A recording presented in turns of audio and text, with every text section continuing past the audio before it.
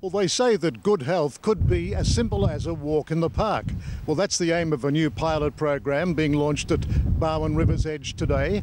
Geelong is the lucky recipient to give this a trial, and we're sure it's going to work. Healthy people and parks go together. We're so fortunate to have this project. It's a groundbreaking project aimed at getting people much more active in their natural environment, in the parks and open spaces that we know Geelong has abundance of, to actually improve their mental and physical health. And to have this project run in Geelong is pretty special, because we know that amongst the wider Geelong region population, we have higher than the state average obese people, higher than the state average number of diabetics, and the consequential health problems later in life that come from inactivity, such as cardiac issues. So to trial this project with the support of Medibank Private in terms of funding the project and getting our people in our region out and active and healthy makes a lot of sense to me, and I'm hoping to see a good outcome and lots of people get engaged over the next few months as we move into summer. I think anything that the GPs can encourage their patients to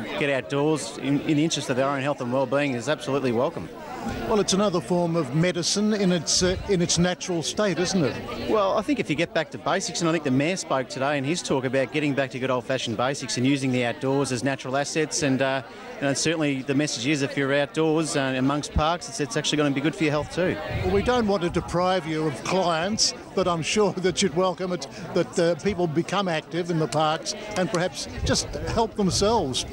Well, I don't think there's any shortage of demand coming from the community. I mean, statistically, Australia is actually increasing its obesity rate, and chronic disease is actually clogging up hospitals, when indeed people can be preventing that illness by actually getting active, looking after themselves, and this is just one of the many initiatives that Geelong's got going.